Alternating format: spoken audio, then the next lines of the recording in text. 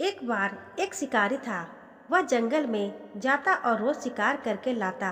फिर बाजार में उस शिकार को बेचकर अपनी ज़रूरतें पूरी करता। इसी तरह वह रोज अपने काम से जंगल से शिकार लाता। एक दिन शिकारी शिकार करने जंगल गया। सुबह से शाम हो गई, पर कोई शिकार उसके हाथ नहीं लगा। धीरे धीरे दिन ढला, रात हो गई।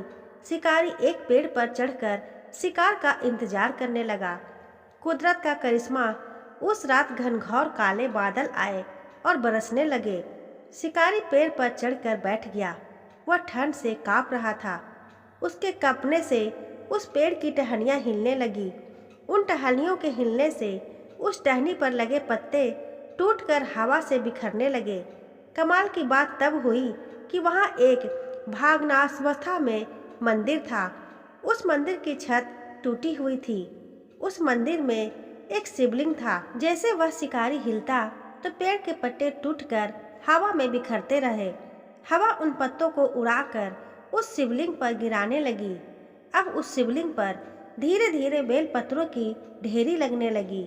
इसी तरह वह शिवलिंग बेलपत्रों से पूरी तरह से ढक गया। जब उस वीरान जंगल में शिवलिंग पर वह बेलपत्र गिरे तो भगवान शिव बहुत प्रसन्न हुए और वहाँ उस मंदिर में प्रकट हो गए।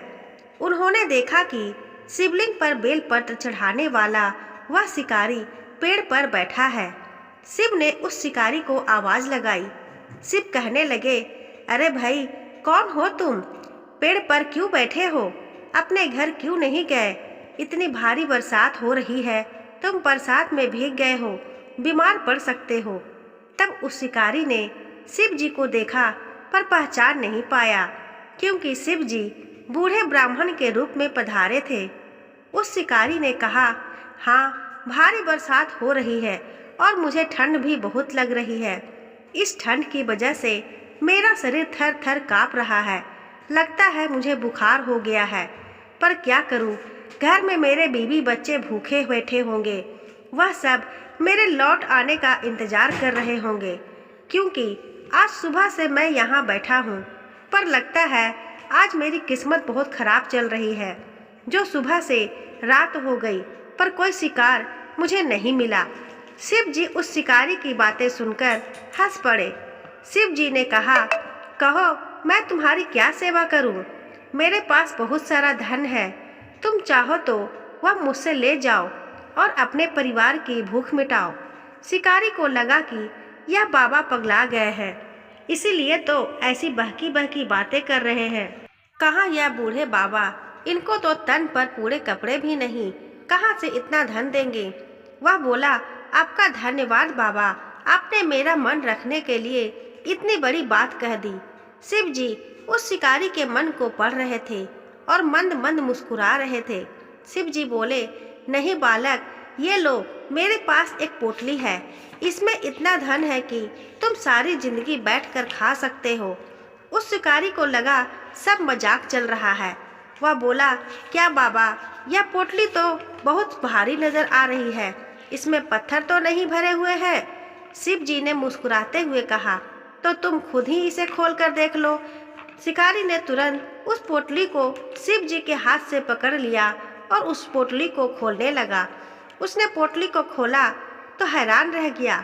उस पोटली में हीरे जवाहरात भरे पड़े थे। उस पोटली को वापस बांधकर शिकारी शिव जी के चरणों में गिर पड़ा और बोला, आपने मुझ अभागे पर मेहरबानी कर दी। आप कौन है? तब शिव जी ने कहा, मैंने तुम पर नहीं, बल्कि तुमने मुझ पर मेहरबानी करी है। मेरे इस मंदिर में तुमने रात भर भक्ति करी है। मेरे इस वीरान खंडहर पड़े मंदिर में बहुत समय से कोई नहीं आया। किसी ने भी मेरी सार संभाल नहीं की। मेरे इस विग्रह रूपी शिवलिंग पर किसी ने एक बूंद पानी भी कभी नहीं टपकाया। तुमने सारी रात मेरे इस विग्रह रूप शिवलिंग पर बेलपत्र चढ़ाकर मुझे प्रसन्न कर दिया, इसलिए मैं तुम्हें आशीर्वाद देने स्वयं आया हूँ। आज के बाद तुम्हारे जीवन में कोई कमी नहीं आएगी। तुम्हारा जीवन खुशियों से भर जाएगा। जब तुम्हारा समय इस धरती से समाप्त हो जाएगा, तब तुम इन्हें लेने मेरे गण आएंगे। फिर तुम मेरे लोक में निवास करोगे। शिकारी ने शिवजी के चरणों में दंडवत किया। फिर शिवजी अंतर्ध्यान हो गए और वह शिकारी बहुत सारा धन पाकर खुशी से अपने घर लौट गया। देखा आपने, शिवलिंग पर बेलपत्र चढ़ाने पर शिवजी कितने प्रसन्न हुए कि वरदान ही दे दिया। इसी तरह भोले बाबा पर आप मन से जो भी अर्पण करते हैं, भोले बाबा उनको बहुत मानकर आप पर अपनी पूरी दया लुटा देते हैं। कहते हैं कि जो इंसान शिवलिंग पर 1.25 लाख बेलपत्र एक एक करके ओम नमः शिवाय के जाप के संग शिवलिंग पर अर्पित करता है, उसे शिव जी की कृपा मिलती है।